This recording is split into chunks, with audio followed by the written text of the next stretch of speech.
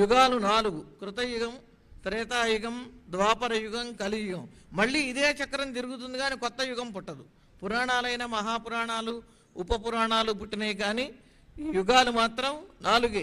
మళ్ళీ కృతయుగం, త్రేతాయుగం, ద్వాపరయుగం, కలియుగం వస్తూ ఉంటుంది. అలా వచ్చినటువంటి వాటిల్లో మనం 28వ వరుసలో ఉన్న కలియుగంలో ఉన్నాం.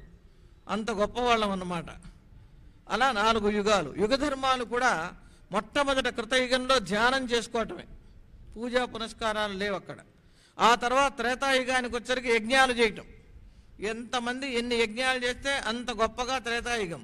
ద్వాపర యుగానికి వచ్చరికి పూజలు.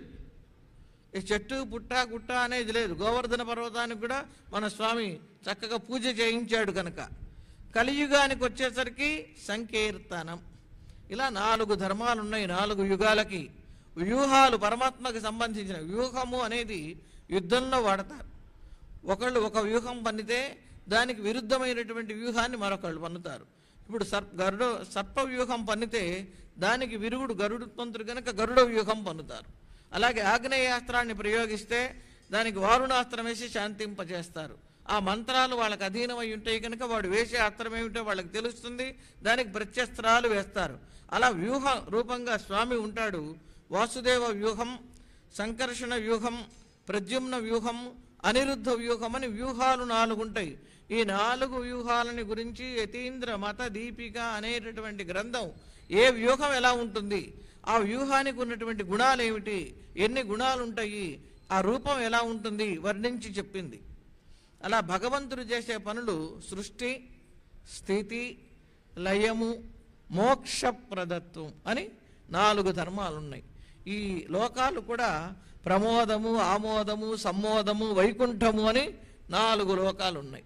ఇలా 4ని దృష్టిలో పెట్టుకుని కోట్టుకాల్ కటిల్మే 4 దంతపు కోళ్ళు అని ప్రత్యేకించి చెప్పటం జరిగింది.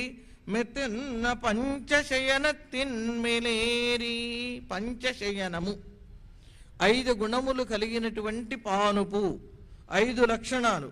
ఈ 5 లక్షణాలు ఏమిటి అంటే దానికి కారణం, పైకి కనపడే కారణం ఒకటి, లోపల చెప్తున్నటువంటి కారణం ఒకటి.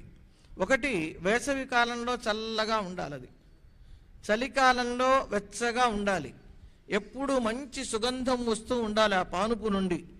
తర్వాత మెత్తగా ఉండాలి, తగినంత విస్తృతంగా ఉండాలి. ఇవి లౌకికమైనటువంటి మంచములకు ఉండవలసిన లక్షణాలు. మనం 5 కుందులు, 5 ఒత్తులు వెలిగించాలా, 1 వెలిగించాలా, 2 వెలిగించాలా అడుగుతుంటారు. 3 వెలిగించాలా, ఆద్యం త్రివర్తి సంయుక్తం అన్నారు కదా, 3 ఒత్తులు వేసి 1గా వెలిగించాలా, రకరకాల సందేహాలు. ఈ కుంది సందేహం ఎంతవరకు పోయిందంటే సినిమాలో కూడా పోయి ఎన్ని 5 ఒత్తులు ఎందుకు వెలిగించాలి అని ఆ నాయకుడు దాంట్లో ప్రధానంగా అందరికీ అదే ప్రశ్న వేస్తూ ఉంటాడు. ఒక్కొక్కళ్ళు ఒక్కొక్కటి చెప్తుంటారు. ఇక్కడ ఈ 5 లక్షణాలకి 5 కారణాలు చెప్తున్నారు. ప్రాప్యస్య బ్రహ్మణో రూపం ప్రాప్తుశ్చ ప్రత్యేగాత్మనః ప్రాప్త్యుపాయం ఫలం ప్రాప్తే తథా ప్రాప్తి విరోధి చ వదంతి సకలా వేదాః సేతిహాస పురాణకాః మునయశ్చ మహాత్మానః వేద వేదాంత పారగాః. ఇది ఎవరు చెప్తున్నారండి? ఈ కుందికి 5 ముఖాలు అనేది మనం అనుకుంటున్నాం కదా, అలాగే పానుపుకి 5 లక్షణాలు ఉండాలి అని ఎందుకు చెప్తున్నారు అంటే, ఇది చెప్పిన వాళ్ళు ఎవరు అంటే వదంతి సకల వేదాః, వేదాలన్నీ చెప్తున్నాయి, అలాగే ఇతిహాసాలు చెప్తున్నాయి, పురాణాలు చెప్తున్నాయి, మునులు చెప్పారు, మహానుభావులు చెప్పారు, వేదాలు వేదాంతాలు చదివిన వాళ్ళు చెప్తున్నారు. కృష్ణ ఎక్కడికి మొదలుపెట్టే టైం అయింది, ఇంతసేపు ఉన్నావు అంటే అమ్మగారు ప్రవచనంలో నన్ను పట్టి